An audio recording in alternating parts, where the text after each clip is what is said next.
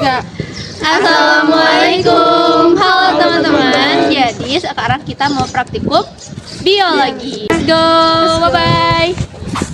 Pencemaran lingkungan adalah masuk atau dimasukkannya makhluk hidup, zat, energi, atau komponen lain ke dalam lingkungan, atau berubahnya tatanan lingkungan akibat kegiatan manusia atau proses alam. Pencemaran lingkungan yang akan dipelajari saat ini adalah pencemaran udara, pencemaran air, dan pencemaran tanah. 1. Pencemaran udara.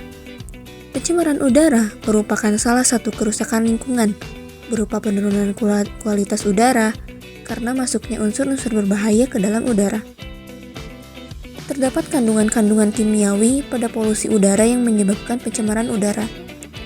Kandungan-kandungan tersebut dapat membuat udara menjadi menguning apabila udaranya sangat tercemar.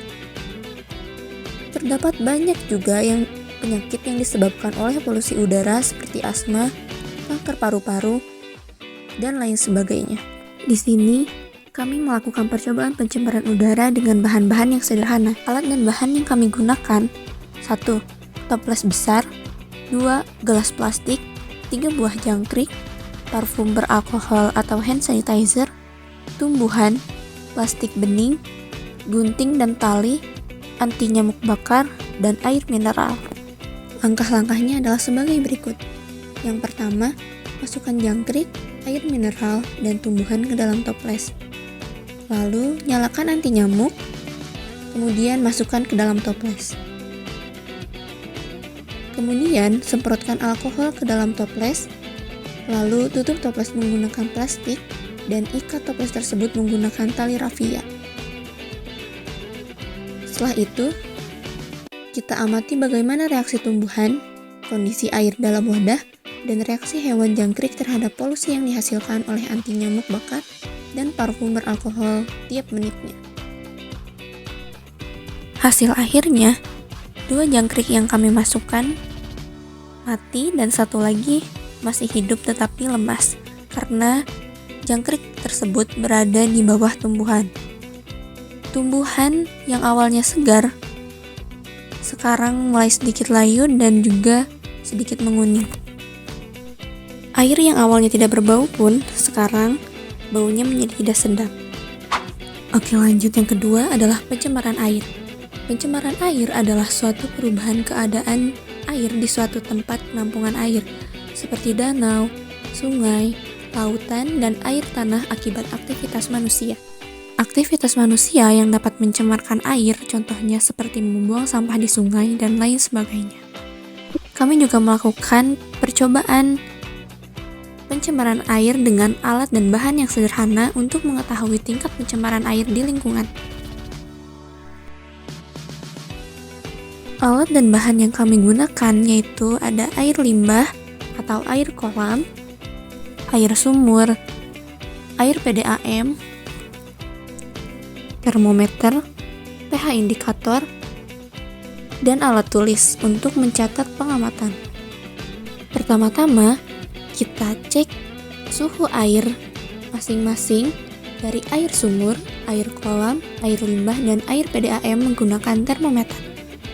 Kemudian, kita gunakan pH indikator untuk mengecek pH air. Hasilnya, air sumur memiliki pH 6,5, air kolam memiliki pH 7,4, air limbah memiliki pH 7,9, dan air PDAM memiliki pH 7,1. Lalu kami juga mengamati warna air, bau, dan juga kekeruhannya. Menurut pengamatan kami, dengan mempertimbangkan suhu, warna, bau, kekeruhan, dan bahan pencemar yang terkandung, sampel air yang paling tercemar itu adalah air limbah. Karena dilihat dari warnanya yang keruh, baunya yang menyengat, dan air limbah yang kami bawa mengandung zat dari sabun cuci piring yang kemudian tercampur dengan kotoran-kotoran dari alat-alat dapur yang dicuci. Nah, ciri-ciri dari air yang sudah tercemar itu adalah yang pertama, terdapat bahan pelarut dan endapan, baunya yang tidak sedap, tingkat keasaman yang tinggi, memiliki rasa, suhu air yang berubah, airnya yang berwarna, dan juga lain sebagainya. Lanjut, kita ke pencemaran tanah. Pencemaran tanah adalah keadaan di mana bahan kimia buatan manusia masuk dan merubah lingkungan tanah alami. Selain dari aktivitas manusia, tanah dapat tercemar karena adanya bencana alam seperti banjir dan longsor. Sampah atau limbah rumah tangga merupakan salah satu penyebab adanya pencemaran tanah. Hal tersebut terjadi karena kurangnya pengelolaan sampah yang baik dan kurangnya kesadaran diri masyarakat akan penggunaan barang-barang seperti plastik yang berlebihan yang akan menjadi limbah rumah tangga penyebab pencemaran tanah. Nah, di sini kami akan mengamati sampah-sampah yang ada di lingkungan sekolah. Yang pertama, ada limbah organik. Limbah organik merupakan limbah yang dapat diurai secara sempurna melalui proses biologi, baik aerob maupun anaerob. Limbah organik yang dapat diurai melalui proses biologi mudah membusuk seperti sisa makanan, sayuran, potongan kayu, daun-daun kering, dan sebagainya. Yang kami temukan di lingkungan sekolah adalah sisa-sisa makanan dan juga daun-daun kering yang bersebaran di atas tanah. Selanjutnya ada sampah anorganik. Sampah anorganik adalah sampah yang sudah tidak dipakai lagi dan sulit terurai.